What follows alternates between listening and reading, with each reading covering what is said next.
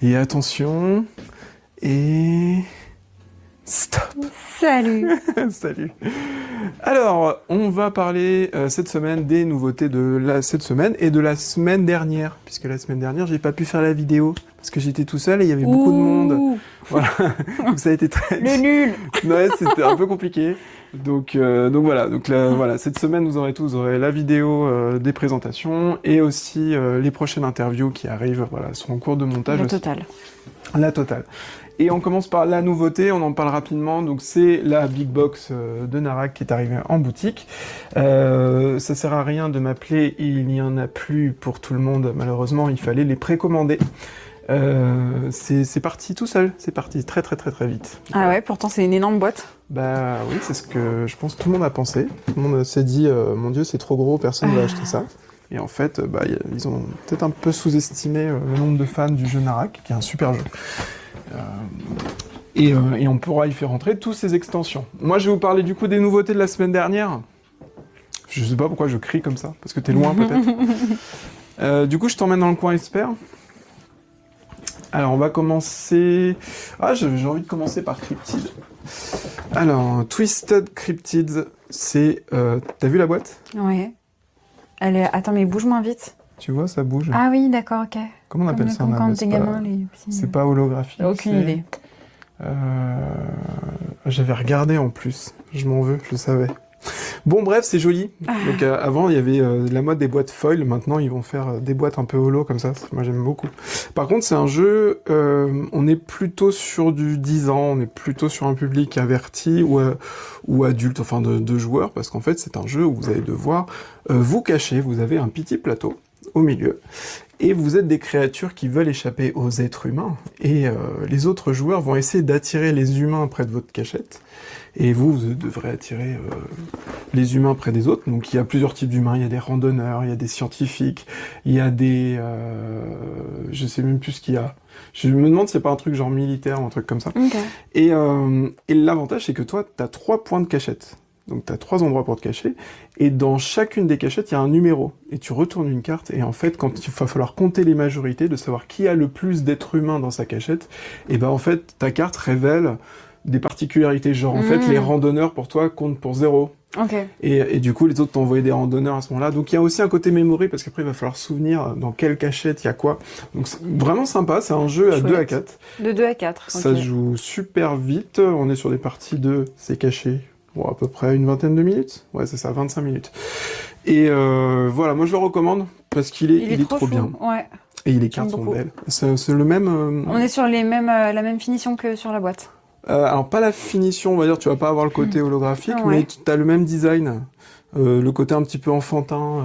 D'accord. Mais qui marche bien aussi, hein, on a des super jeux là-dessus. Voilà. Et du côté expert, on a Fourmi. Oh. Il est beau.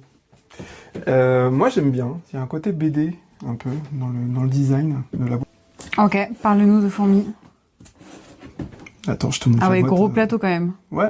Ah non, mais on est sur du jeu, on est sur du vrai expert, du vrai Eurogame. Okay. Alors du Eurogame qui fait tout. Il fait le plateau personnel qu'il faut compléter, qu'il faut construire. Là, on va construire notre fourmilière. Il fait une gestion d'ouvrière. Plutôt que d'ouvrier, où tu vas devoir en fait attribuer, alors c'est des jetons en fait, les jetons gagnent de la puissance au fur et à mesure, donc tes fourmis au début c'est des œufs, puis après ça devient des larves, et ensuite ça devient des fourmis adultes. Donc voilà, donc un jeu où il va falloir gérer ses ouvriers, mais aussi son exploration, parce qu'il y a un immense plateau d'exploration, où tu dois devoir te balader pour aller récupérer des ressources, mais aussi une gestion de cartes, parce que c'est un jeu où tu dois gérer ta main de cartes. Donc il y a vraiment de tout. C'est de l'Eurogame classique, hein, ça révolutionne pas le genre, il n'y a pas de nouvelles mécaniques, mais il fait tout bien.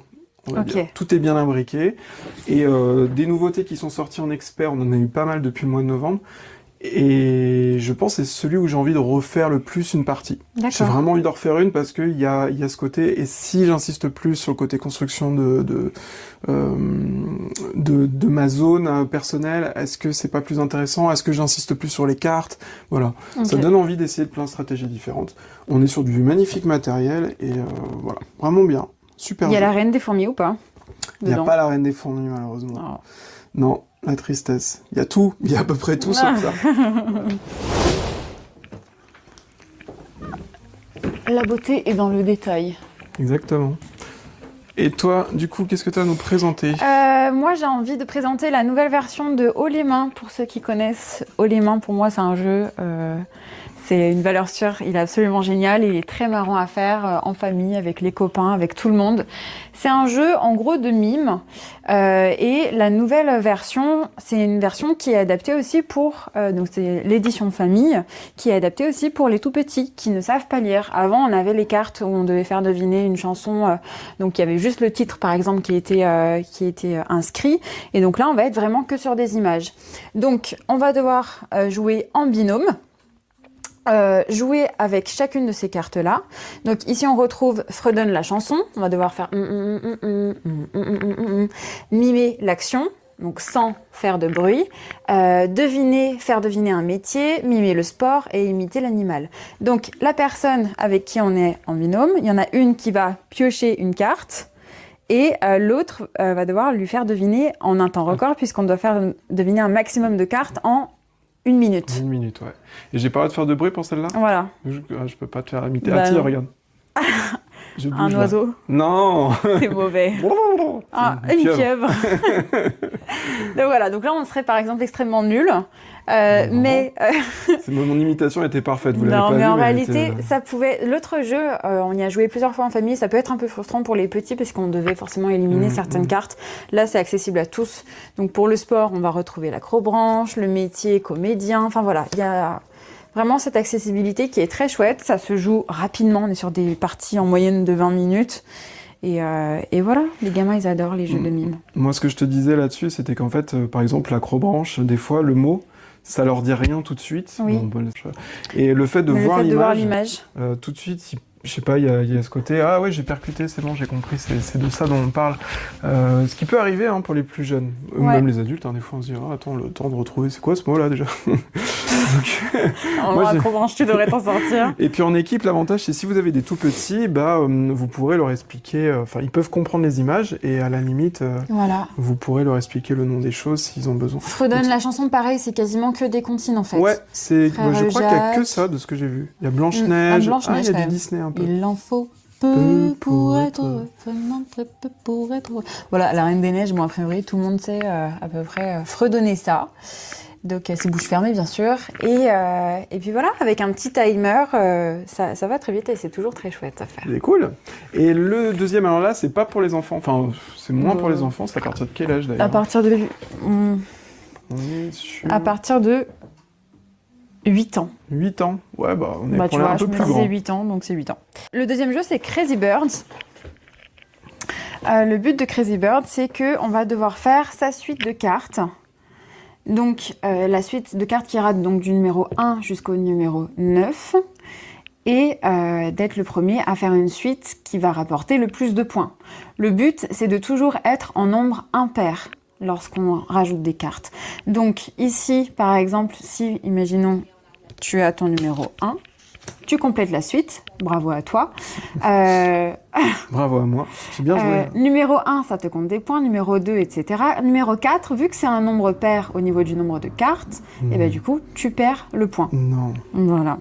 Numéro 5, c'est pareil. Oh. Et voilà, imaginons que tu es la suite, après on est bon. Par contre, ce qui est sympa, c'est qu'on va toujours avoir donc 2 cartes en main, face retournée, comme ça. Et sur chacune des cartes, on va avoir 2 options, le 6 et le 2. Moi, personnellement, le 6 ne m'intéresse pas parce que si je devais le prendre, j'aurais 4 cartes et donc on retombe en nombre pair. Mais le 2 m'intéresse. Par contre, je dois faire le choix de soit te la donner à toi, soit Ouais. la prendre pour moi. Et si je la prends pour moi, bah, je fais ce pari-là. Et si je te la donne à toi, bah, toi, le 6 t'intéresse, donc je fais aussi un pari. Ouais, ouais. Voilà, donc à chaque fois, on doit vraiment faire ce Mais le choix-là. 2 m'intéresse pas parce que ça ferait une paire. Ben non, t'as pas le 6. Oui, mais Regarde. toi, ta carte, c'est une 2 et 6, c'est ça? Ouais, Donc du coup, le 2 m'intéresserait pas. Si ça voilà, devait être un exactement. Donc moi, je la retourne, c'est un 2, j'ai gagné. Ah. Parfait. Voilà, on est là-dessus. Ce qui est chouette avec ce jeu, c'est qu'on est sur un tout petit format qui rentre Oui. dans la poche. deux pour les vacances de Et- Noël. Voilà, pour Ceux toutes qui les partent en vacances. train, Exactement, ça rentre dans la poche et ça Ouais. c'est vraiment pratique. C'est une partie qui dure en moyenne 15 minutes, donc pareil qui se joue très vite. Ouais. Et vous l'avez vu qui prend pas beaucoup de place, donc qui peut se faire en voyage avec facilité. Moi, j'ai bien aimé ce Moi jeu. aussi j'ai bien aimé. On avait fait quelques Puis petites les parties. illustrations sont mignonnes. Ouais, puis c'est rigolo parce qu'à chaque fois tu regardes un peu ton jeu, tu regardes celui de l'adversaire, Mm. il y a ce côté un peu pari et les parties s'enchaînent vraiment rapidement parce Ouais. je pense qu'on a mis 15 minutes parce qu'on a dû en faire 2-3 d'un coup. On en a fait plusieurs, oui. Ouais, mais en vrai, une partie, voilà, ça C'est dure, rapide. ouais, c'est assez rapide. Ça se fait rapidement la suite. Donc voilà, ça c'était du coup aussi parmi les Une nouveautés chouette découverte. qu'on vous recommande. Bon, et bah du coup c'est tout pour aujourd'hui. C'est tout pour aujourd'hui. Des belles fêtes de fin d'année. Ben Joyeux oui, Noël. Joyeux Noël! Je vais vous faire un beau plan sapin pour avant les fêtes. Faites-vous des beaux cadeaux pour Noël. Et on se dit à la semaine prochaine. Ciao! Dis ciao. Bye. Bye!